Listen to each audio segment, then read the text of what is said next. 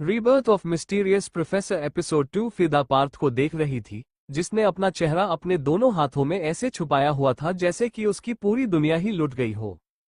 फिदा ने कहा, सर आप मजाक कर रहे हैं ना? पार्थ ने इस पर अपना हाथ हटाया और फिर तुरंत ब्लैंकेट हटाकर खड़ा हो गया। फिदा ने चेहरे को अपने दोनों हाथों से ढका क्योंकि वो सिर्फ अपने बॉक्सेस में था। पार्थ ने कहा, अपना हाथ हटाओ और देखो अपने इस मासूम से चेहरे से मुझे, कैसे तुमने मेरी शरीर का क्या हाल कर दिया है। तुमने मेरा शरीर का एक कोना नहीं छोड़ा। वो तो तुम्हारी लिपस्टिक खत्म हो गई, वरना मेरे पैर पर और हाथ पर भी निशान होते। और असल में बात ये थी कि उसे सिर्फ 100 किस करनी थी, इसीलिए जैसे ही 100 किस पूरी हुई वो शांत हो गई थी।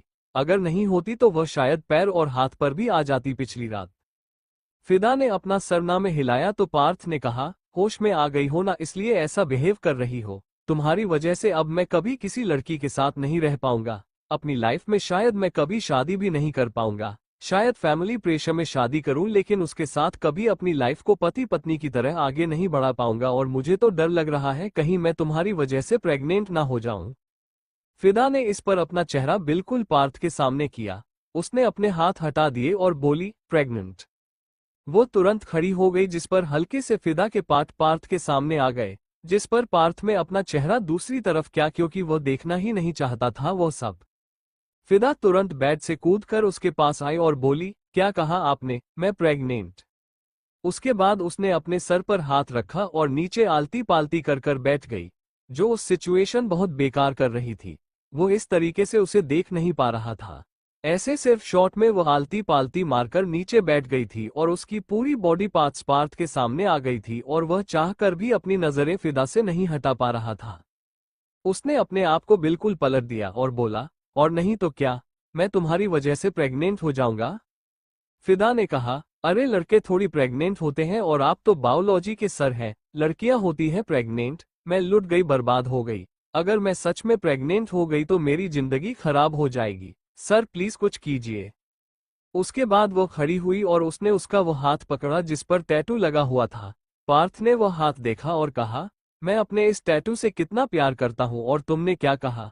इस टैटू को निकाल दो वरना मैं डबल इज्जत लूटूंगी। और मैं इसे कितना प्यार करता हूं और रातों रात तो हटा नहीं सकता था। और तुमने क्या किया? पूरी रात बस मेरी इज्जत के साथ खेलती रही, बिल्कुल भी नहीं रुकी। मैं चिल्लाता रहा लेकिन तुम बिल्कुल नहीं शांत हुई। फिदा ने अपने कानों को पकड़ते हुए कहा, सॉरी सर, मुझे नहीं पता था कि मैं कुछ ऐसा कर दूंगी आपके साथ। I am sorry. पार्थ ने चेहरा दूसरी तरफ किया। उसे बहुत हंसी आ रही थी, लेकिन उसने बिल्कुल भी फिदा की गलतफहमी दूर नहीं की। पिछले दिन उसने बहुत तंग कर दिया था पार्थ को। अब बारी पार्थ की थी तो उसे तंग करने की। फिदा वापस उसकी तरफ आई और उसका चेहरा पकड़ते हुए बोली, सॉरी सॉरी, प्लीज ऐसा मत बोलिए। अचानक से सामने से फिदा ने पार्थ का चेहरा पकड़ा था, जिस पर पार्थ एक पल के लिए खामोश हो गया। वो उसके रोते हुए चेहरे को देख रहा था, जो कि बिल्कुल अच्छा नहीं लग रहा था।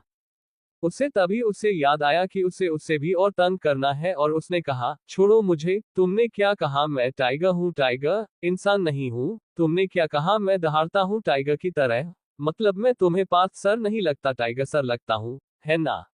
बहुत बेकार हो तुम, बहुत बेकार। शायद मैंने बहुत बड़ी गलती कर दी तुम जैसी इतनी गंदी लड़की को पनिशमेंट देकर। तुमने उस पनिशमेंट का बदला लिया है ना? पिछली रात मेरे साथ तुमने मेरे साथ बहुत गलत किया, बहुत बहुत। और उसके बाद वह अपना नाक सिकुड़ते हुए दूसरी तरफ हो गया। फिदा ने अपने बाल खुजलाए और बोली, मैं क्या करूं? मुझे कुछ समझ नहीं आ रहा, कैसे शांत करूं? फिदा उसके बाद उसके पास आई और बोली, प्लीज सर प्लीज, मेरी बात मान जाए, प्लीज आप बताइए ना कि मैं क्या करूं। अगर मैं सच में प्रेग्नेंट हो गई तो, और मैं आपको सॉरी बोल रही हूं ना पिछली रात के लिए, और मुझे तो ऐसा कुछ लग ही नहीं रहा कि हम दोनों के बीच कुछ हुआ है। मुझे मेरे लोअर एब्डोमेन में बिल्कुल भी पेन नहीं हो रहा।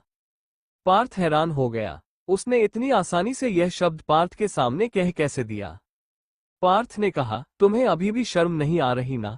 तुमने ऐसा शब्द मेरे सामने निकाले तो कैसे?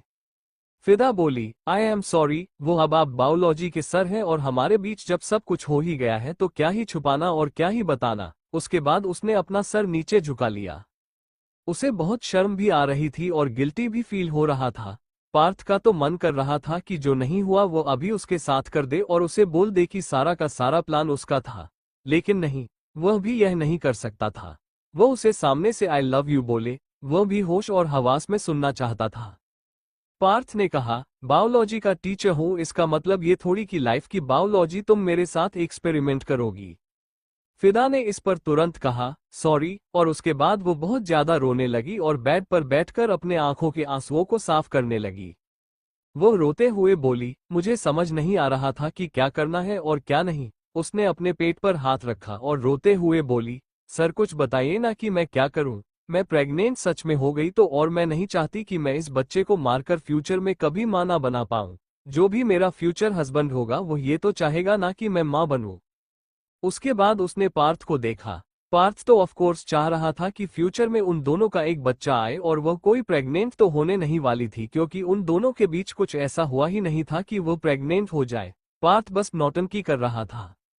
पार्थ ने कहा, वो तुम्हारी गलती, मुझे क्या पता क्या करना है। तुम फैसला करो कि तुम्हें क्या करना है। तुम्हारी वजह से तुम प्रेग्नेंट हो गए तो तुमको कोई एक्सेप्ट नहीं करेगा, और मैं सामने से किसी लड़की को एक्सेप्ट करना नहीं चाहता क्योंकि ऑलरेडी मेरे साथ इतना कुछ कर चुकी हो तुम। अब तुम बताओ कि मुझे क्या करना है, क्योंकि मुझे नहीं समझ आ रहा है इस मामले में कि मुझे क्या करना चाहिए और क्या नहीं करना चाहिए।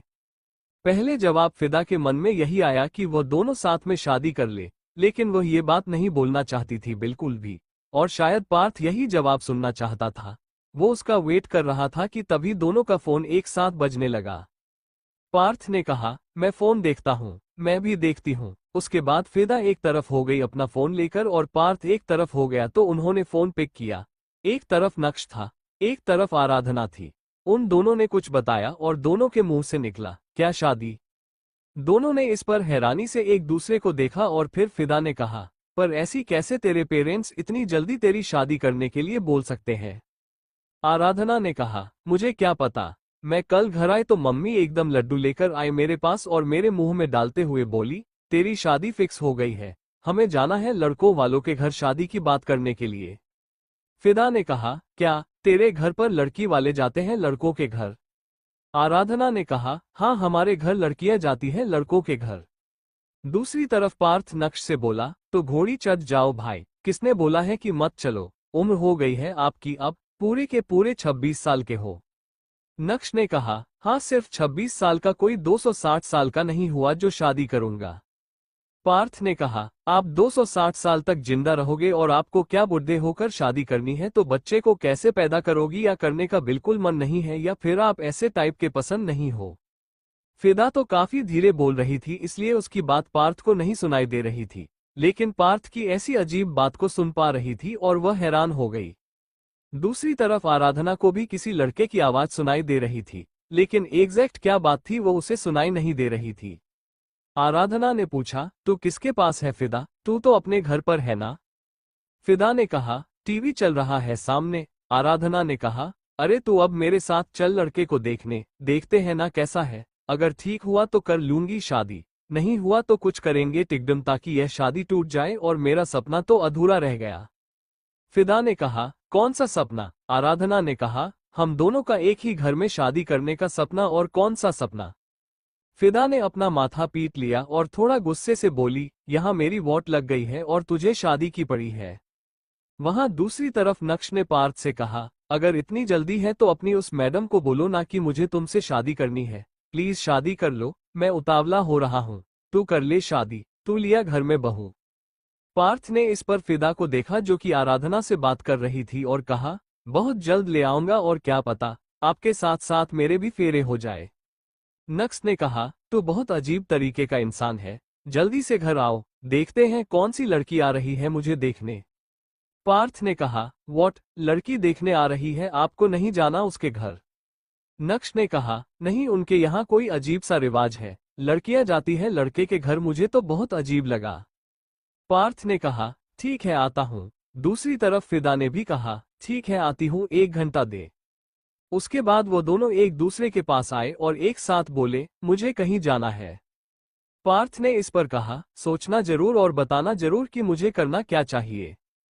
फिदा ने कहा, बाद में बताऊं सर, अभी मुझे कहीं जाना है, इम्पोर्टेंट है। पार्थ ने अपना सर हिलाया और फिर वो दोनों अपने अपने डेस्टिनेशंस पर चले गए। फिदा तुरंत अपने कपड़ों को लेकर वॉशरूम में गए और पार्थ ने अपने कपड़े वहीं पर बदले और उसके बाद फिदा बाहर आए तो पार्थ अपने कपड़े पहन चुका था और फोन में कुछ कर रहा था बैठकर। फिदा ने कहा, बाय सर, और उसके बाद वह वहां से चले गए। पार्थ बस उसे जाते हुए देख रहा था। उसके बाद वह उठा और उसने ड्राइवर को बोला कि कार निकले। उसके बाद वह भी घर के लिए निकल गया। फिदा रास्ते में थी कि तभी आराधना का कॉल उसे वापस आया। उसने फोन पिक किया तो आराधना ने कहा, फिदा, अगर तू तैयार नहीं हुई तो प्लीज साड़ी पहन कर आएगी। तभी उसे बाहर से गाड़ियों की आवाज सुनाई दी। उसने कहा, तू निकल गई क्या घर से? फिदा ने कहा, नहीं, मैं घर जा रही हूँ। फिदा जैसे नींद में थी और उसने बोल दिया। आराधना ने कहा, क्या तू घर जा रही है? मतलब तू घर पर नहीं थी अब तक? फिदा को याद आया कि उसने थोड़ी देर पहले उसे बोला था कि वो घर पर है। फिदा ने कहा, अरे नहीं, वो मैं कुछ सामान लेने के लिए बाहर की तरफ आई थी, अभी घर जा रही हूँ, फिर जाकर तैयार होंगी। आराधना ने कहा, अच्छा तो तुम एक काम करना, कोई अच्छी सी साड़ी पहन कर आना। फिदा ने कहा, साड़ी क्यों पहनकर आनी है? आराधना ने कहा, मम्मी ने कहा है, उन्होंने कहा है कि इम्प्रेस करने के लिए साड़ी, नहीं तो तुम मत ही आना और मैं चाहती हूँ कि तू आए। फिदा ने कहा, ठीक है, मैं साड़ी पहनकर आ जाऊंगी। उसके बाद वो अपने घर पहुंच गई। उसकी मां ने उससे कई सवाल कर दिए। फिदा ने उन्हें पकड़ते हुए कहा, मां खामोश हो जाए प्लीज, मैं बता दूंगी सब कुछ कि मैं कहाँ थी। मैं अपने दोस्त के घर पर थी। वह क्या है ना कि मेरी तबीयत थोड़ी बिगड़ गई थी तो मैं उसके घर चली गई थी और आराधना को लड़के वाले देखने आ रहे हैं, उसे लड़के वाले देखने जाने हैं, तो उसने कहा है कि मैं उसके साथ चलूं, तो मैं अभी जाकर तैयार हो रही हूँ। फिदा की मां छाया ने कहा, आराधना की शादी फिक्स हो रही है तो फिर हमें तेरी भी कर देनी चाहिए। फिदा इस पर तुरंत पलट गई और बोली, क्या कुछ भी? अगर उसके पेरेंट्स उसकी इतनी जल्दी शादी कर रहे हैं तो मेरी भी कर दोगे क्या? मुझे नहीं करनी अभी प्लीज, मेरी 8 लिस्ट पढ़ाई तो पूरी हो जाने दो, उसके बाद कर देना जहां करनी है। फिदा ने ये इसलिए कहा था क्योंकि सौरभ तो उसे छोड़ गया था और पार्थ, वो उसके दिमाग में घूमने लगा था। सुनील जी जो वहीं पर बैठे हुए थे वो बोले, हाँ ठीक है, चलो जाओ, जाकर तैयार हो जाओ। फिदा वहां से अपने कमरे में चली गई और फिर अपनी अलमारी खोली और उसमें से साड़ी वाला क्षेत्र देखने लगी। उसके पास 6 साड़ी थी, एक लाल रंग की, एक पीले रंग की, एक मल्टी कलर की, एक बनारसी येलो कलर की, एक उसने काले रंग की पहनी हुई थी और एक गहरा और हल्का गुलाबी रंग के मिक्स। उसने वो आखिरी गहरा और हल्का गुलाबी रंग वाला साड़ी उठा लिया और फिर उसे लेकर वो बाथरूम में चली गई। वो बाहर से उसका पेटीकोट और ब्लाउज पहनकर आई और फिर साड़ी को अपनी कमर पर बांध दिया और उसका ओपन पल्ला रखा। हल्का रंग ऊपर की तरफ आ रहा था और गाढ़ा रंग वो नीचे की तरफ आ रहा था और वह उसके गोरे और बेदाग रंग को और भी ज्यादा निखर रही थी। उसने एक छोटी सी लाल रंग की बिंदी अपने माथे पर लगाई और 3-4 चूड़ियां अपने एक हाथ में पहनी और अपने दोनों कानों में बड़े बड़े झुमके डाल दिए और लाइट मेकअप कर दिया। बस इससे ज्यादा उससे कुछ नहीं किया। उसने कमरे में आते ही सबसे पहले अपना फोन को चार्जिंग पर लगाया था। उसका फोन चार्ज हो गया। उसने पर्स उठाया और फोन लेकर वह नीचे की तरफ गई और ब्रेकफास्ट टेबल पर बैठ गई और बोली, मम्मी नाश्ता। छाया नाश्ता लेकर आई और फिर फिदा ने थोड़ा सा ही खाया, ज्यादा नहीं खाया क्योंकि वहां पर भी उसे खाना पड़ता और वह मना नहीं कर सकते थी। उसके बाद वह वहां से चली गई। वो पहले वहां से आराधना के घर गई रिक्शा से और फिर वहां से वो लड़के वालों के यहाँ जाने वाली थी। जब वह आराधना के घर पहुंची तो उसने देखा कि सारे घर से बाहर आ रहे थे। उसने कहा, मैं लेट हो गई क्या? Sorry aunty uncle. उसके बाद उसने दोनों को नमस्ते किया। आराधना ने कहा, ऑलमोस्ट, हमने सोचा कि तू आ ही नहीं रही है इसलिए हम निकल रहे थे यहाँ से। उसके बाद आराधना बोली, हम थोड़े अभी घर के अंदर चले। आराधना की माँ बोली, जैसा तू ठीक समझे। फिदा नहीं इस पर कहा, नहीं नहीं, हम चलते हैं यहाँ से, कभी हम लेट हो गए तो फिर गड़बड़ हो जाएगी। आराधना की माँ फिदा की बात पर मुस्कुरा दी और कहा, ये हुई ना मेरी प्यारी बच्ची वाली बात। उसके बाद वह सारे आराधना के पापा की कार में बैठे और वहां से निकल गए। ये दूसरी तरफ नेगी मैंशन में नक्श बेमन से तैयार हो रहा था क्योंकि उसे अभी शादी नहीं करनी थी। ऐसा नहीं था कि वह किसी से प्यार करता था। उसकी जिंदगी में कोई लड़की नहीं आई थी आज तक, लेकिन उसे फिलहाल शादी नहीं करनी थी और सारे उससे पूछ पूछ कर थक गए थे कि क्यों नहीं करनी और वह कोई कारण ही नहीं बताता था।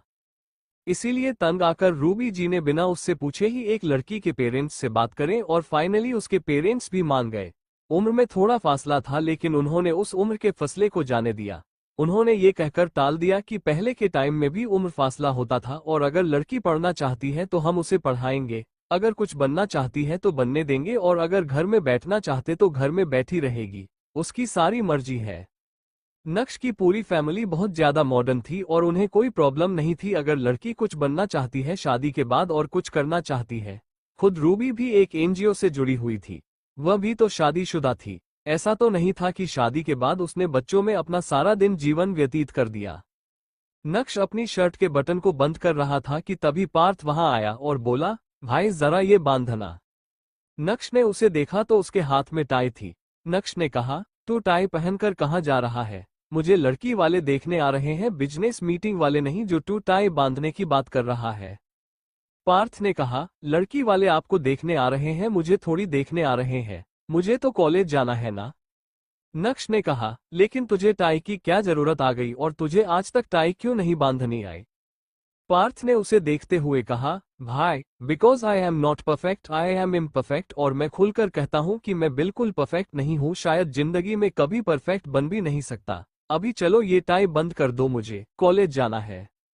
नक्श ने कहा, सच में यार तू कितना ज्यादा बेदर्द है, कल इतना अच्छे से फ्रेशर्स पार्टी हुआ, स्टूडेंट्स को सोने दे आराम से, लेकिन नहीं, खुद भी पूरी रात नहीं सोया होगा, उन्हें भी नहीं सोने देगा। बुला लिया अगले दिन कॉलेज, आओ स्टूडेंट, और तेरी वजह से आना होगा उन्हें, प्रिंसिपल भी मान गया होगा तेरी वजह से, ये नहीं कि कोई बात नहीं छुट्टी दे देते हैं, लेकिन तूने ही।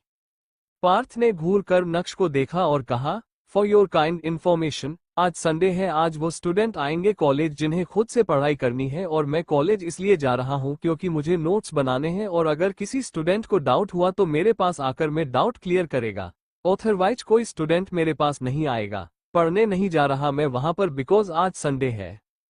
नक्श ने कहा, मेरे लिए संडे है, मेरी फैमिली के लिए संडे है, तेरे लिए संडे कभी दुनिया में नहीं है। आई थिंक तेरे कैलेंडर से संडे है गायब है, क्योंकि तू संडे को भी कॉलेज जाता है। तो तू भाई ये संडे शब्द ना अपने मुंह से निकलना बंद कर दे, क्योंकि तेरे मुंह से जब संडे निकलता है ना तो ऐसा लगता है आतिशबाजी हो रही है, क्योंकि तेरी जिंदगी में कभी संडे आया नहीं है आज तक। तेरी जिंदगी का संडे तब है जब बहुत ज्यादा इमरजेंसी आ गई और तुझे वीक डेज में भी छुट्टी लेनी पड़ जाए, वो तेरा एक तरीके से संडे है, वरना तेरा संडे नहीं है तेरे कैलेंडर में। नक्श उसे ताना मार रहा था और पार्थ ने कहा, अगर टाई नहीं बांधनी ना तो सीधे से बोल दो, ठीक है। उसके बाद उसने नक्श के हाथ से टाई को छीन लिया किसी रूठे हुए बच्चे की तरह और अपना पैर पटकते हुए वहां से चला गया। नक्श ने कहा, ना जाने कौन से आदमी ने इसका इंटरव्यू लिया था टीचिंग के टाइम पर, कैसा अजीब है, स्टूडेंट के सामने इतना स्ट्रिक्ट और मेरे सामने ऐसे बच्चों की तरह नाराज होकर चला गया, इडियट। और उसके बाद वो अपनी शर्ट के बटन को लगाने लगा। पार्थ उदास होते हुए अपने कमरे की तरफ जा रहा था कि तभी रूबी उसे रास्ते में मिल गई और बोली, क्या हुआ, उदास क्यों है? पार्थ ने पीछे से आकर रूबी को पकड़ लिया और बोला, आपका बेटा मुझे बहुत परेशान कर रहा है। रूबी ने कहा, क्या किया उसने? पार्थ ने शिकायती अंदाज में कहा, मैंने कहा टाई बांध दो तो कह रहे हैं कि तू रहने दे, तुझसे कभी भी कुछ नहीं होगा, बहुत महान बनता है अपने में, बहुत कुछ सुनाया उन्होंने मुझे। उसके बाद उसने अच्छे से कसकर रूबी को पकड़ लिया तो रूबी ने कहा, कोई बात नहीं, वैसे तुझे टाई क्यों बांधनी है? पार्थ ने कहा, मुझे कॉलेज जाना है ना। उसके बाद वह सामने होकर रूबी को देखने लगा तो रूबी ने कहा, कोई कॉलेज नहीं जाना, तू भी देख कौन है लड़की, तुझे भी अच्छी लगेगी। पार्थ ने कहा, शादी मेरे भाई को करनी है, मेरी अच्छी लगने से क्या होगा? रूबी ने उसका गाल छूते हुए कहा, क्योंकि भाभी और देवर का रिश्ता ज्यादा स्ट्रांग होता है as compared to husband and wife. ठीक है, तो तू भी पसंद कर अपनी भाभी और कोई कॉलेज नहीं। उसके बाद वह वहां से चली गई और फिर जाते हुए वह रुक गई और बोली, वैसे पार्थ, बताओ मैं कौन सी कलर की साड़ी पहनूं? पार्थ अपने कमरे की तरफ जाते हुए बोला, आप पर लाल रंग अच्छा लगता है, लाल रंग पहनो। उसके बाद अपने कमरे में चला गया शांति से और रूबी मुस्कुराते हुए अपने कमरे की तरफ जाते हुए बोली, ऐसा लगता है डबल डिसऑर्डर वाला बच्चा हुआ है मुझे, कॉलेज में इतना स्ट्रिक्ट टीचर की सब इससे डरते हैं और यहाँ ये सबसे डरता है, पर कभी कभी हमें भी डरा देता है। उसके बाद उसके दिमाग में कुछ आया और कहा, वैसे ये पूरी रात था कहाँ? कॉलेज से तो फोन आया था कि ये चला गया और घर आ गया और इधर तो नहीं आया था। आने दो इस महाराज को, पूछती हूँ, क्लास लगती हूँ, पता नहीं कहाँ था। कभी पता चले कि कोई गर्लफ्रेंड है और उसके साथ रात को था और हम सीधा दादा दादी बनते हुए मिले। कुछ भरोसा नहीं इस लड़के का, बहुत स्पीड है इसके अंदर। और उसके बाद वो अपने कमरे में चले गए जहां पर विशाल जी थे और वो तैयार हो रहे थे। वो अपने शूज को पॉलिश करने की कोशिश कर रहे थे, लेकिन नहीं हुआ। वो बोली, एक को टाई बांधनी नहीं आती, एक को शूज पॉलिश नहीं करने आते और एक को शादी करने से एलर्जी है। पता नहीं कैसे कैसे नमूने आ गए घर में। विशाल जी ने कहा, हाँ, नमूने तो है ही, एक को साड़ी पहनने में टाइम लगता है। इस पर गुस्से में रूबी जी ने विशाल जी को देखा और कहा, मेरी साड़ी पर कमेंट मत करना। विशाल जी ने कहा, तो तुमने मेरे जूते पर क्यों किया? रूबी ने कहा, अगर लड़ाई करनी है ना तो लड़ाई ना अभी कर लो, लड़की वालों के सामने मत करना वरना मैं उन्हीं के सामने तुम्हें धो दूंगी। विशाल ने हाथ की इशारे से कहा, जाओ जाकर साड़ी पहन लो। रूबी स्टाइल में प्रोजेक्ट की तरफ चली गई।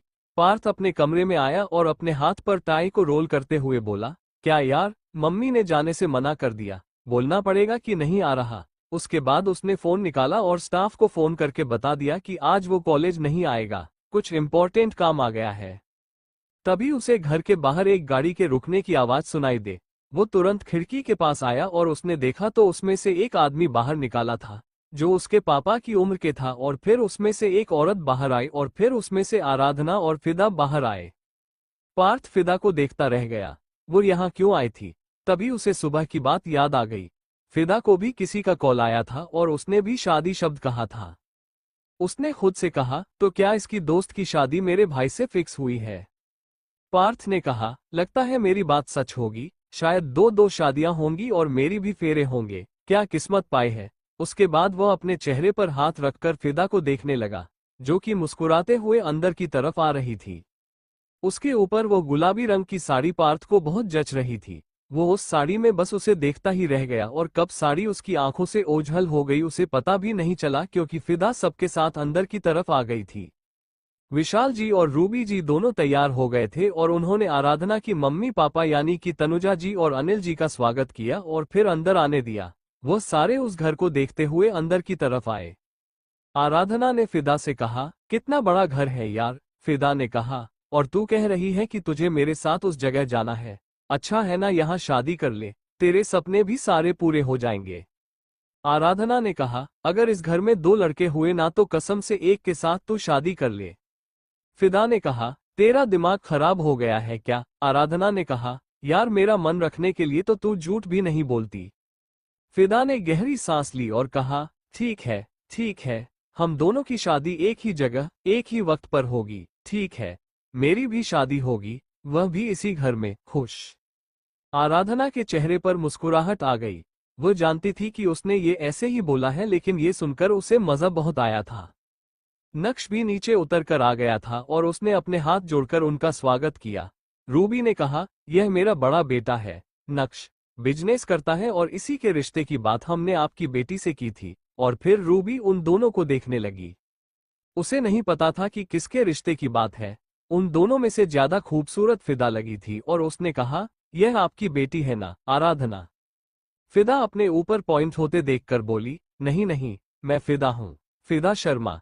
ये है मेरी दोस्त आराधना, जिसकी रिश्ते की बात आपके बेटे के साथ हुई है, मेरी नहीं हुई है। और रूबी का थोड़ा सा दिल टूट गया। आराधना दिखने में बुरी नहीं थी, लेकिन वो फीकी पड़ गई थी फिदा के रंग के आगे। लेकिन आराधना को बिल्कुल बुरा नहीं लगा। आराधना ने कहा, अरे कोई बात नहीं, वैसे भी जहां ये जाती है वहां पर आग ही बरसाती है। रूबी ने कहा, बिल्कुल, बहुत खूबसूरत है, मेरा एक और बेटा है। अगर तुम्हारी शादी नहीं हुई और अगर तुम किसी के साथ रिलेशन में नहीं हो तो तुम्हारे लिए बात करूं। वो अपने पार्थ की भी शादी चाहती थी और पार्थ के साथ उसे ये लड़की बहुत पसंद आ गई थी। उसने ना फैमिली का बैकग्राउंड जानना था ना कुछ, बस उसे लड़की पसंद आ गई थी। फिदा की आंखें बिल्कुल बड़ी हो गई। आराधना ने कहा, हाँ कर दीजिए ना, किसने रोका है?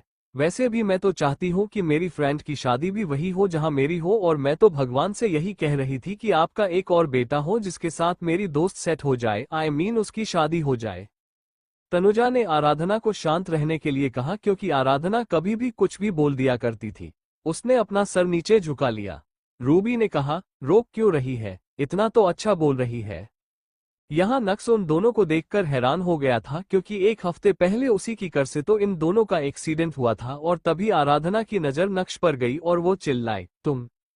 नक्श उसके पास आते हुए बोला, आपके साथ मेरी शादी होगी। आराधना ने कहा, इस नेक्चरी के साथ मेरी शादी होगी। हर कोई हैरान हो गया आराधना के शब्दों पर।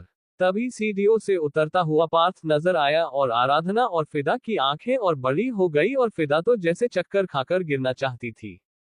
वो जिस इंसान से भाग रही थी वो उस इंसान के घर आ गई। उसके मुंह से डर से निकला, पार्थ सर। पार्थ का नाम सुनकर सब ने उस तरफ देखा। आराधना ने भी कहा, ये तो हमारे पार्थ सर है।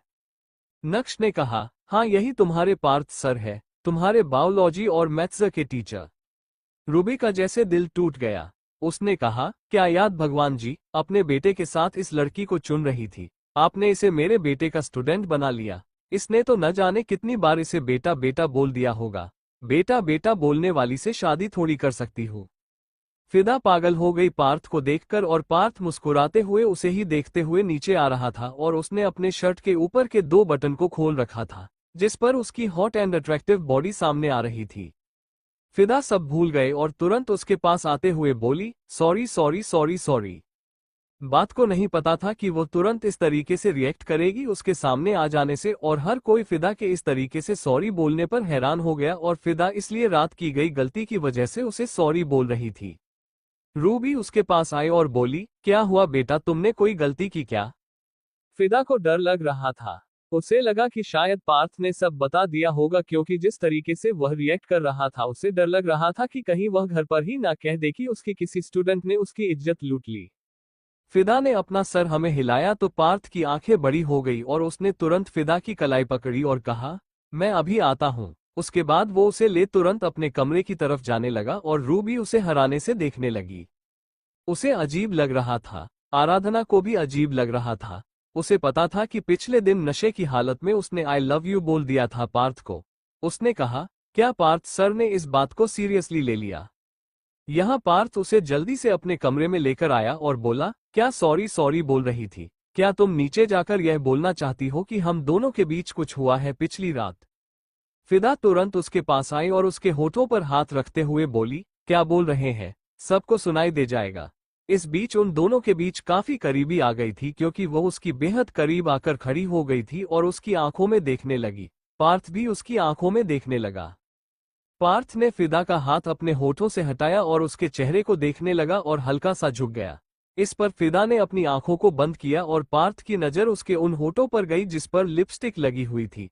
पार्थ का मन कर रहा था कि वापस उस लिपस्टिक को निगल जाए और वो उसके चेहरे पर झुक गया। फिदा लगभग सबके सामने सच बोलने वाली थी जिस पर पार्थ उसकी कलाई पकड़कर सबको एक्सक्यूज बोलकर अपने साथ कमरे में ले आया। पार्थ ने उसे कमरे में ले जाते ही कहा, क्या बोले जा रही थी तुम? सबको सच बताना था क्या कि हम दोनों के बीच कुछ हुआ है पिछली रात? फिदा तुरंत उसके पास आई और उसके मुंह पर हाथ रखते हुए बोली, क्या कर रहे हैं? धीरे बोलिए, कोई सुन लेगा। इसी बीच इन दोनों के बीच काफी करीबी आ गई और दोनों एक दूसरे की आंखों में देखने लगे। दोनों एक दूसरे की आंखों में मोहब्बत की गहराई को ढूंढने लगे। एक तरफ वह गहराई ढूंढने पर मिल रही थी तो एक तरफ अभी भी धुंधलापन था।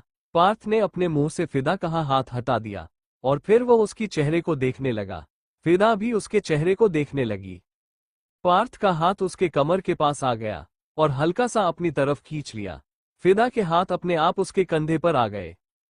पार्थ का चेहरा उसके चेहरे पर झुकने लगा जिस पर फिदा ने अपनी आंखों को कसकर बंद कर लिया और फिर पार्थ उसके होठों को देखने लगा जो कि गुलाबी रंग के थे और वो लिपस्टिक जो उसने लगाई थी वो अलग ही चमक रही थी।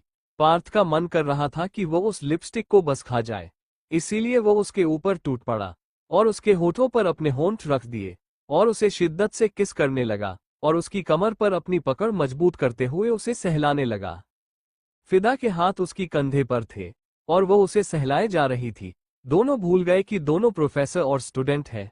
दोनों को बस याद आ रहा था तो ये कि वो दोनों पिछली रात एक हुए थे और आज वो दोनों इस किस से एक नए रिश्ते का आगाज कर रहे थे जो कि अभी अनजान था। पार्थ ने उसे अपने और करीब किया जिस पर फिदा के हाथ उसकी गर्दन से लपेट गए और पार्थ ने अपने हाथों को उसकी कमर से ऊपर की तरफ उसकी पीठ पर रखा और उसकी ब्लाउज की डोरी के साथ खेलने लगा। फिदा भी उसकी किस में उसे अच्छे से रिस्पांस कर रही थी। जब दोनों की सांस रुकी तो दोनों ने एक दूसरे को आजाद किया और दोनों की आंखें बंद थी। दोनों गहरी गहरी सांस ले रहे थे। पार्थ ने धीरे से कहा, तुम्हें किस करना किसने सिखाया? फिदा ने कहा, किसी ने नहीं सिखाया, जैसा आप कर रहे थे बस मैं वैसा कर रही थी। उसके बाद उसने अपनी आंखों को खोला और पार्थ ने भी अपनी आंखों को खोला और वापस उसके होठों पर झुक गया और उसे शिद्दत से चूमने लगा। और इस बार वो उसके होठों को किस करने के साथ साथ सो भी करने लगा। ज्यादा दबाव अपने होठों पर महसूस कर कर फिदा के कदम अपने आप पीछे की तरफ हो गए। पार्थ अपने आप को आगे की तरफ कर रहा था और पार्थ ने फिदा को अपने बिस्तर पर लेटाया और खुद उसके ऊपर जाकर उसे और भी ज्यादा गहराई से चूमने लगा। फिदा सब कुछ भूल गई और उसने पार्थ को अपनी तरफ पुश कर दिया। दोनों एक दूसरे को किस करने में मसरूफ हो गए। तभी कमरे के दरवाजे पर किसने दस्तक दी, जिस पर फिदा बिल्कुल होश में आई और उसने जब पार्थ को इस तरीके से खुद को किस करते हुए देखा तो हैरान हो गई और उसकी आंखें भी एकदम बड़ी बड़ी हो गई। उसने तुरंत पार्थ के सीने पर हाथ रखकर खुद से दूर किया और खड़ी हो गई। उसने अपने चेहरे पर हाथ रखा और उसकी आंखों से आंसू निकलने लगे। पार्थ ने अपनी आंखों को बंद किया और गहरी गहरी सांस लेने लगा। फिदा जैसे ही उसके करीब आई थी वो सब भूल गया था और उसने उसे चूमना शुरू कर दिया था। तभी दरवाजे से रूबी की आवाज आई, पार्थ क्या हुआ बेटा, तू ऐसे फिदा को यहाँ क्यों लेकर आया है? देख बेटा, अगर उसने कोई मिस्टेक की है तो उसे ऐसे सजा मत दे। वो मुझसे शादी की बात करने आई है, तेरी पनिशमेंट को लेने नहीं आई है। तो उसका प्रोफेसर कॉलेज में है, यहाँ नहीं है। रूबी की बात सुनकर फिदा को बहुत ज्यादा रोना आ रहा था।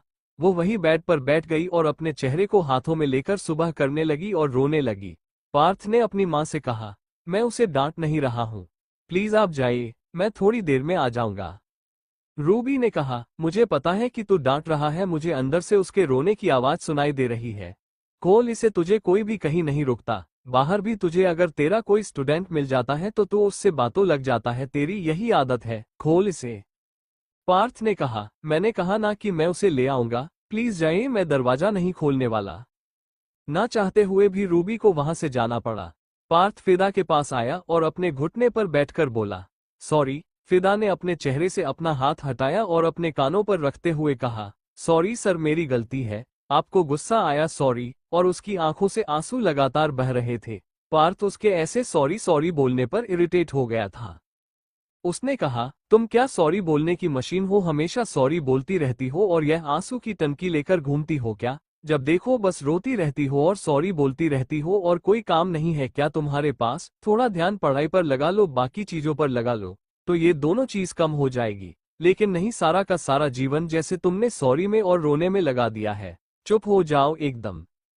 फिदा उसके ऐसे चिल्लाने पर चुप हो गई, लेकिन वो अभी भी सिसक रही थी। जिस पर पार्थ उसके पास आया और उसका चेहरा पकड़कर अपनी तरफ किया और उसके माथे से अपना माथा लगाते हुए कहा, शांत हो जाओ फिदा, शांत हो जाओ। सॉरी, मैं सॉरी बोलता हूँ तुम्हें, मैं तुम्हारी तरफ झुका था। अभी तुम्हें मैंने बताया था ना कि मैं तुमसे प्यार करता हूँ। अब तुम नहीं मानी तो इसमें मेरी क्या गलती? फिदा ने कहा, मेरी ही गलती है। मैंने आपको पिछली रात भी गुस्सा दिलाया और आपको जबरदस्ती अपने करीब लेकर आई और आपके साथ वो सब किया जो नहीं करना चाहिए था। और अभी भी शायद मेरी ही गलती है। मैंने आपको अपनी तरफ उकसाया और आपने मुझे किस किया, मेरी गलती है।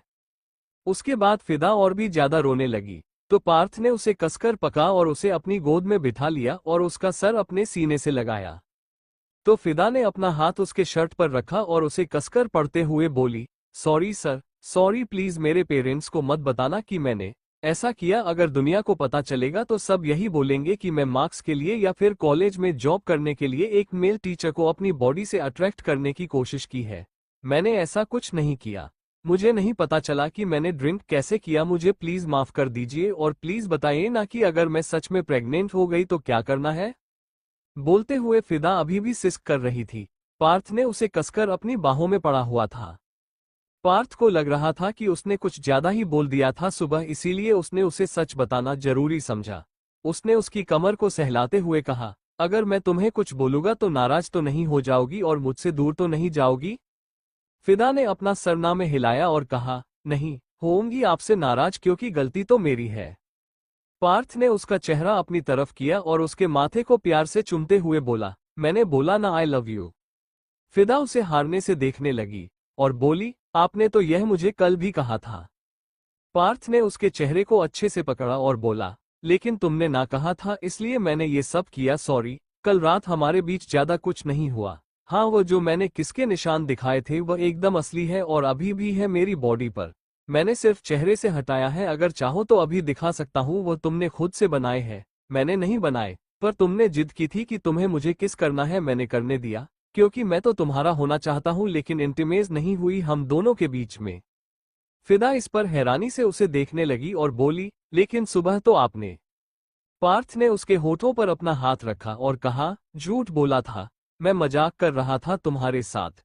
सॉरी, हम दोनों के बीच कुछ नहीं हुआ है ज्यादा।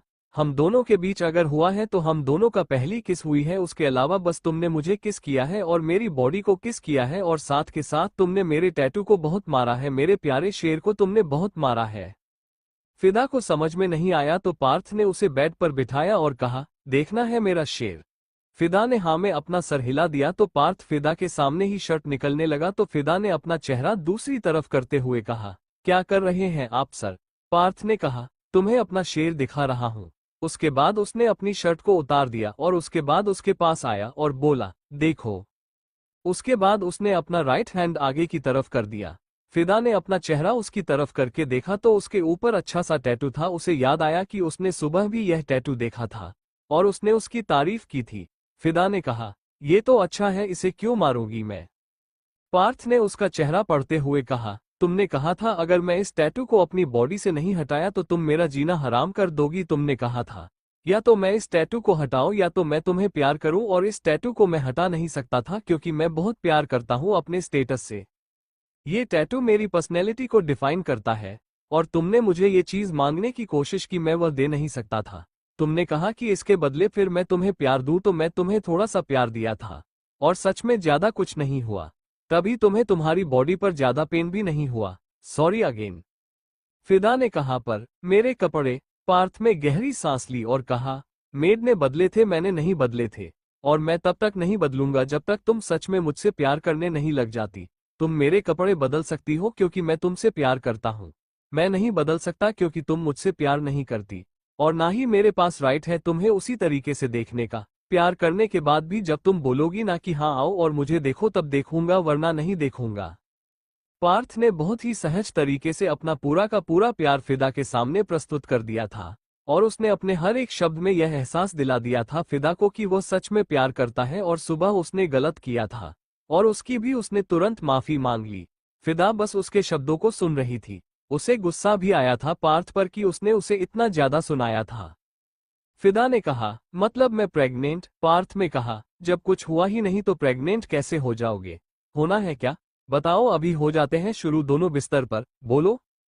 अचानक से पार्थ के ऐसे कहने पर फिदा ने अपने साड़ी के पल्लू को थोड़ा अच्छे से अपने ऊपर लिया तो पार्थ ने उसके गालों को किस किया और कहा, ना कुछ नहीं करूंगा जब तक तुम नहीं बोलोगी, शादी के बाद भी तब तक पूरी तरीके से करीब नहीं आऊंगा जब तक तुम नहीं आने दोगी। अभी तुम बताओ कि तुम्हारे दिल में मेरे लिए क्या फीलिंग है?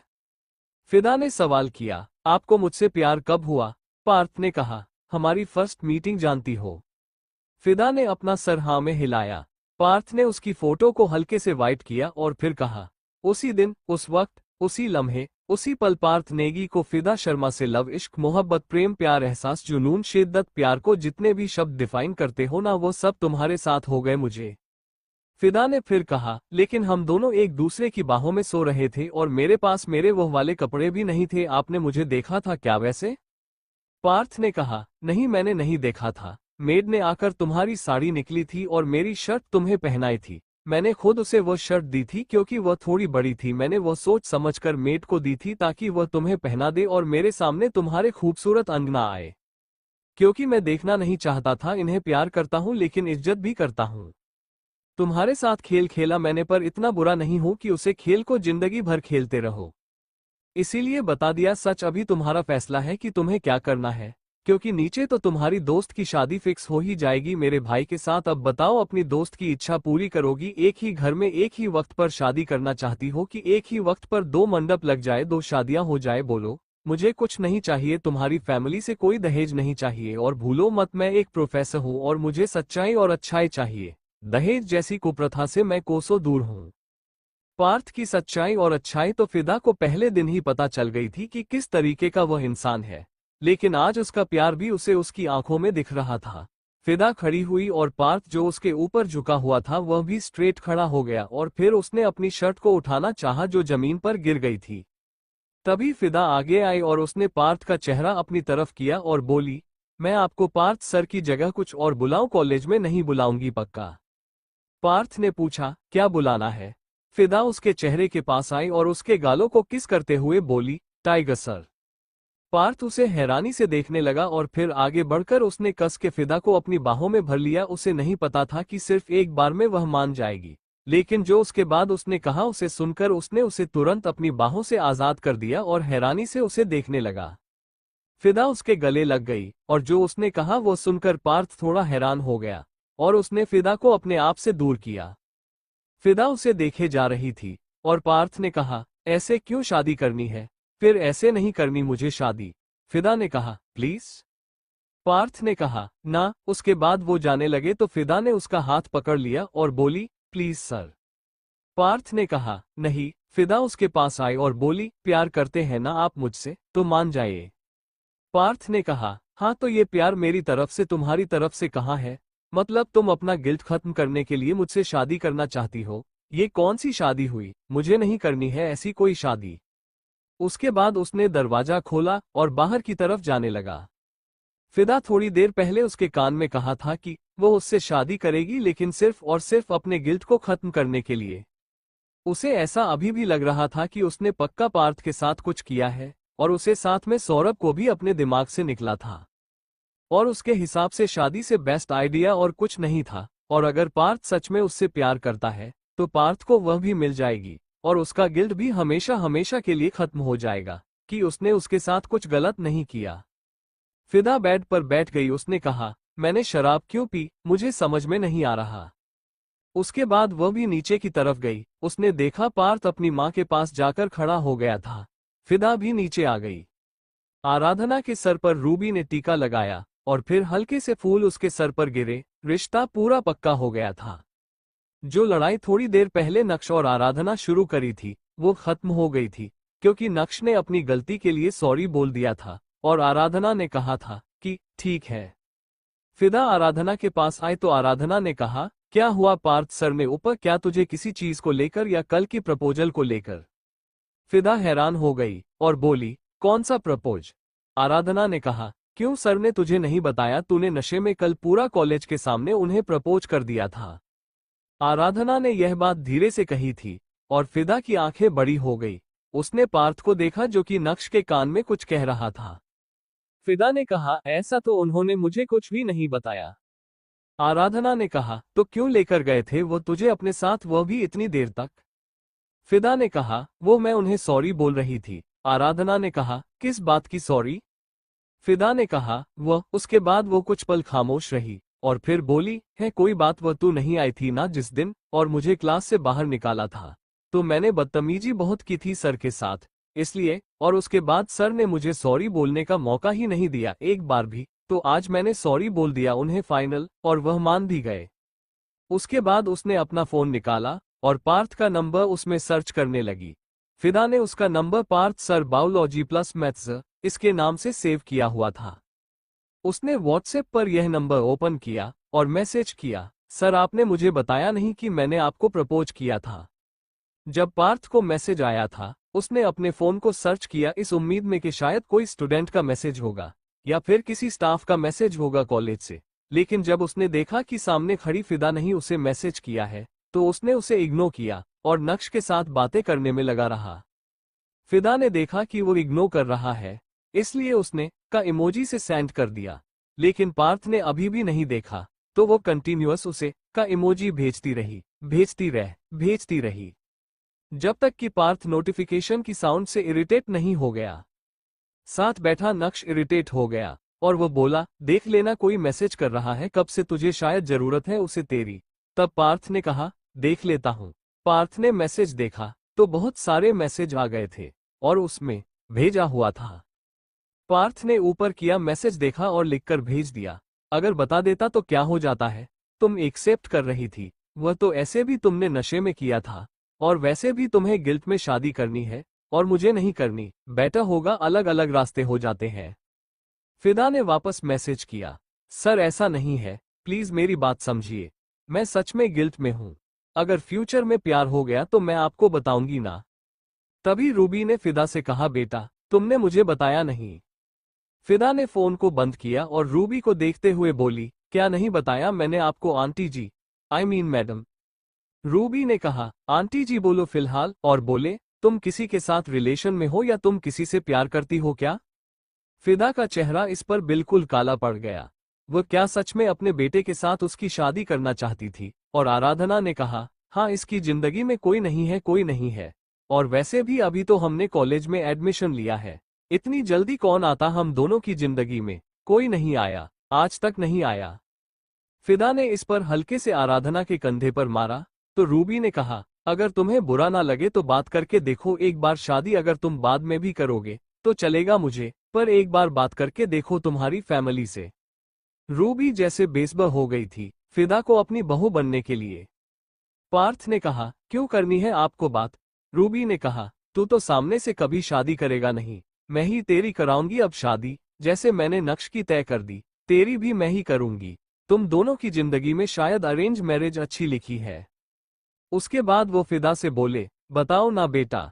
फिदा ने अपने दिमाग के घोड़े दौड़ाए क्योंकि उसका दिमाग ऐसी चीजों में बहुत चलता था। उसने कहा, कर लीजिए। रूबी बहुत ज्यादा खुश हो गई और पार्थ उसे गुस्से से देखने लगा क्योंकि वो कोई गिल्ट वाली शादी नहीं करना चाहता था, उसे नॉर्मल शादी करनी थी। आराधना के पेरेंट्स बोले, बेटा इतनी जल्दी थोड़ा सोच लो, तुमने अभी तक देखा नहीं, जाना नहीं, हम तो काफी समय से आराधना के रिश्ते की बात इनसे कर रहे थे। फिदा ने कहा, मेरी मम्मी भी चाहती है कि मेरी शादी हो जाए, और अब जहां मेरी दोस्त जा रही है मतलब अच्छा ही घर होगा, तो मेरे जाने में क्या है, हम दोनों एक साथ रहेंगे, दोनों की ढाल बनकर रहेंगे, ज्यादा प्रॉब्लम भी नहीं होगी, है ना? आराधना इस पर खुश हो गई और उसके पास आकर उसे गले लगाते हुए बोली, मतलब तूने मेरी विश को पूरा कर ही दिया, हम दोनों एक ही घर में एक ही वक्त पर शादी करेंगे। उसके बाद उसने सबके सामने फिदा के गालों को किस किया और फिर वापस उसे गले लगा लिया। रूबी ने कहा, तो बता दो बेटा, तुम्हारे यहाँ भी ऐसा ही रिवाजे की लड़की वाले आते हैं या फिर हम आए रिश्ता लेकर? फिदा ने कहा, नहीं नहीं, हमारे घर नॉर्मल है, लड़के वाले ही आते हैं। रूबी ने कहा, तो फिर ठीक है। उसके बाद उसने पार्थ से कहा, पार्थ कल छुट्टी ले लेना। पार्थ ने कहा, क्यों? मैंने आज छुट्टी ले ली आपके कहने पर, दोबारा नहीं लूंगा। रूबी ने कहा, पार्थ इस बार तेरी खुद की शादी है, लेनी तो पड़ेगी ना? पार्थ कहा, तो खुद जाकर पूछ आओ, मुझे नहीं जाना। उसके बाद वह उठा। फिदा ने बड़े प्यार से कहा, सुनिए, आपकी शादी में क्या बारात कॉलेज जाएगी? क्योंकि आपकी गाड़ी तो वहां से हटती नहीं है। बताइए, और हम किसके फेरे लेंगे? अग्नि के या फिर आपके गुस्से के या फिर कॉलेज के उस बड़े से फाउंटेन के? बताइए ना। आप मेरी मांग में सिंदूर भरेंगे या फिर चौक का पाउडर भरेंगे? गले में मंगलसूत्र पहनाएंगे या फिर आइडेंटिटी कार्ड पहनाएंगे? पार्थ ने मुड़कर कहा, क्या बकवास कर रही हो? फिदा ने कहा, मैं कोई बकवास नहीं कर रही, सच बोल रही हूँ। आपको रिश्ते वाले दिन भी अगर कॉलेज जाना है तो शायद आपको शादी भी कॉलेज में करनी हो, और अगर शादी कॉलेज में तो कॉलेज की परंपरा के अकॉर्डिंग होनी चाहिए ना। और कॉलेज में सिंदूर और मंगलसूत्र चलता नहीं, चौक का पाउडर और आइडेंटिटी कार्ड चलता है। रूबी ने कहा, अच्छा रोस्ट किया, और तू तो नहीं बात कर सकता ना, तो तेरे पापा बात कर लेंगे, लेकिन तू कॉलेज नहीं जाएगा, डेट्स फाइनल। थोड़ी देर बाद अच्छे से बात करने के बाद और दोपहर का खाना खाने के बाद वह सारे वहां से चले गए। रास्ते पर फिदा पार्थ के बारे में सोचती रही। आराधना ने उसके कंधे पर थोड़ा सा मारा तो फिदा ने कहा, क्या हुआ? आराधना ने कहा, तू तो बहन बहुत बड़ी चोरने निकाली। फिदा ने कहा, चोरनी कैसे? आराधना ने कहा, और नहीं तो क्या डायरेक्ट प्रोफेसर पर हाथ मारा? फिदा ने कहा, मैंने तो सिर्फ प्रोफेसर पर हाथ मारा है, तूने तो उस टाइम बिजनेसमैन पर हाथ मारा है। मैंने कुछ कहा क्या तुझे? आराधना की मां ने आगे से कहा, बेटा एक बार अपने घर पर बता देना, ठीक है? जो भी हो, वैसे भी यह शादी कुछ ज्यादा ही जल्दबाजी में हो गई है तुम्हारी। फिदा ने कहा, अरे आप टेंशन मत लीजिए आंटी जी, मेरी माँ जब सुनेगी ना कि मैं अपना भी रिश्ता फिक्स करके आई हूँ तो मेरी माँ खुशी से लड्डू बांटने लग जाएगी। उन्हें अपनी बेटी को अपने आप से अलग करने की इतनी जल्दी पड़ी रहती है। आराधना ने कहा, बेटी को अलग करने की नहीं, नानी बनने की। और उसके बाद फिदा और आराधना ने एक साथ कहा, पॉइंट। फिदा अपने घर पहुंची तो उसकी मां ने कहा, तू अपना रिश्ता फिक्स करके आई है। फिदा हैरान हो गई और पूछा, आपको कौन बोला? छाया देखते हुए बोली, तेरे प्रोफेसर का कॉल आया था, पार्थ नेगी। फिदा घर के अंदर आते हुए, व्हाट, उनका कॉल आया था? क्या कहा उन्होंने? छाया ने कहा, अरे मतलब उनके फोन से फोन आया था, उन्होंने, उनकी माँ थी, शायद रूबी। उन्होंने कहा कि उनको तुम बहुत पसंद आ गई अपने छोटे बेटे के लिए, और वह चाहते हैं कि हम तुम्हारी शादी उनसे करवा दे, और तुम मन भी गई, और इतने समय से जो हम तुम्हें बोलते हैं कि बेटा शादी कर लो, कॉलेज बाद में कर लेना, वो तुमसे देखा नहीं गया। कहती थी कि पहले पढ़ाई कर लूं, उसके बाद कर देना, और अपना रिश्ता फिक्स कर आए बेटा। कहीं कॉलेज जाकर प्रोफेसर स्टूडेंट तो नहीं खेल रही थी? फिदा पलट गई और बोली, प्लीज मम्मी, मैं ऐसा कुछ नहीं खेलती। उसके बाद वो सोफे पर बैठे सुनील को देखते हुए बोली, बाबा समझाओ अपनी बीवी को, मैं ऐसा कुछ नहीं करती। उसके बाद वो सीढ़ियों से ऊपर की तरफ जाने लगी तो छाया ने कहा, ये छप छप करके जो चलती है ना, थोड़ा कम कर ले, शादी होने वाली है तेरी। फिदा ने थोड़ा झुककर अपनी मां को देखा और कहा, व्हाट, आप मान गए? मुझे लगा नहीं मानोगे। छाया ने कहा, मैंने तो बेटा फिक्स भी कर दिया रिश्ता, बस कल नाम के लिए आएंगे वो यहाँ पर। वापस नीचे आई और अपने पापा को देखते हुए बोली, पापा ये क्या किया मम्मी ने, रिश्ता इतनी जल्दी फिक्स भी कर दिया यार, क्योंकि अभी तो मैं कॉलेज गई थी, मुझे लगा 1 साल बाद होगी। छाया उसके पास आई और उसका चेहरा पढ़ते हुए बोली, बेटा शादी जितनी जल्दी हो जाए उतना अच्छा, फिर उम्र निकल जाती है। फिदा ने कहा, 19 साल की लड़की की उम्र निकल गई है। अरे मानती हूँ मेरी उम्र में मेरे पास 25 साल की लड़की का दिमाग है, लेकिन इसका मतलब ये थोड़ी है कि सच में मेरी शादी कर दोगे।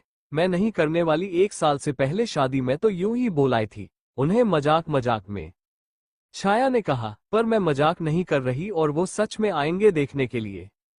फिदा ने कहा, मैं कॉलेज भाग जाऊंगी। फिदा कमरे में आई और फिर उसने फोन को चार्जिंग पर लगाया और सीधा वॉशरूम में गई, और वापस नहाकर बाथरोब पहनकर बाहर आई और बेड पर सीधा लेट गई और सोचने लगी थी उसे क्या करना चाहिए।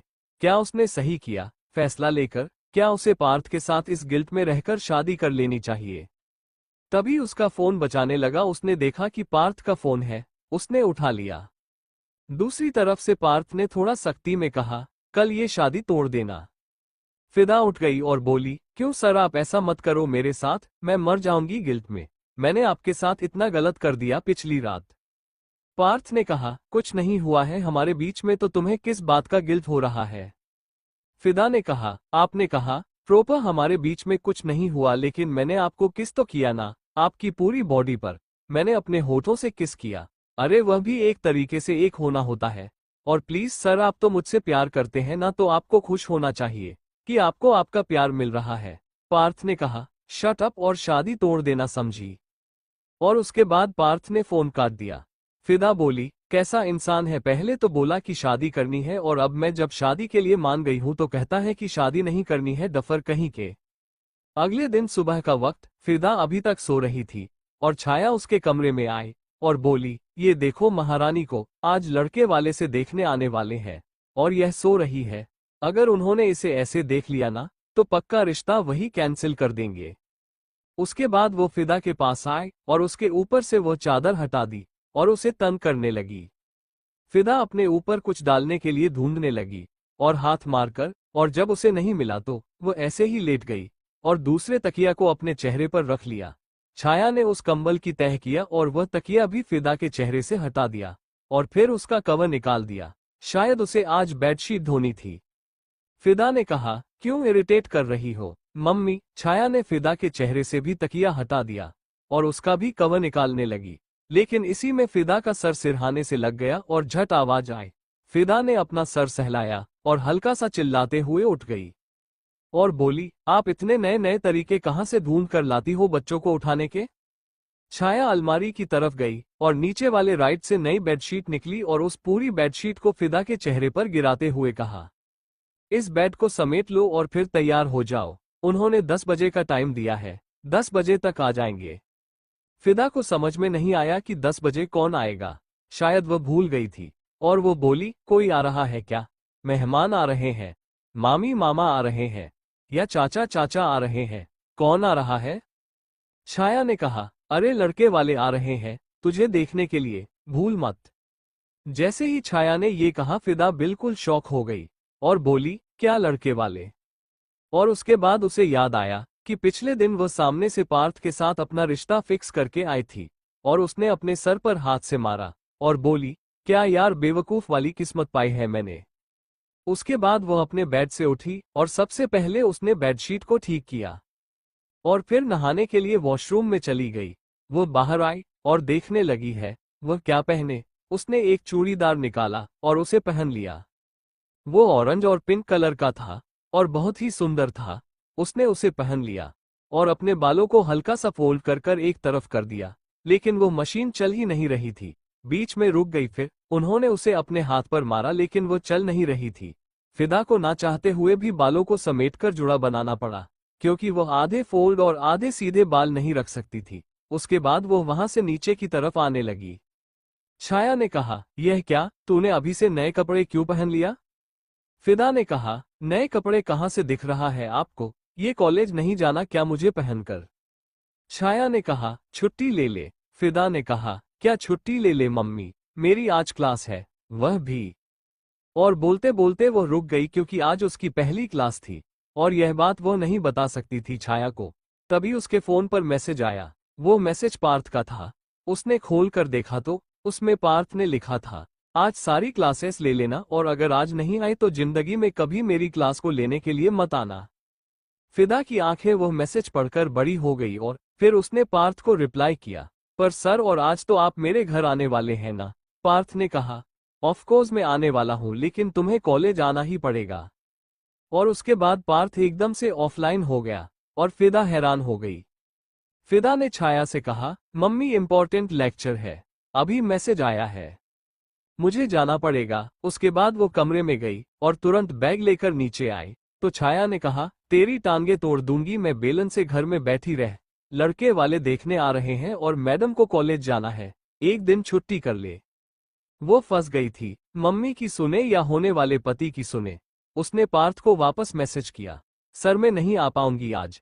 लेकिन वह मैसेज पार्थ नहीं देखा क्योंकि वो ऑफलाइन हो गया था, क्योंकि उसे गुस्सा आ रहा था।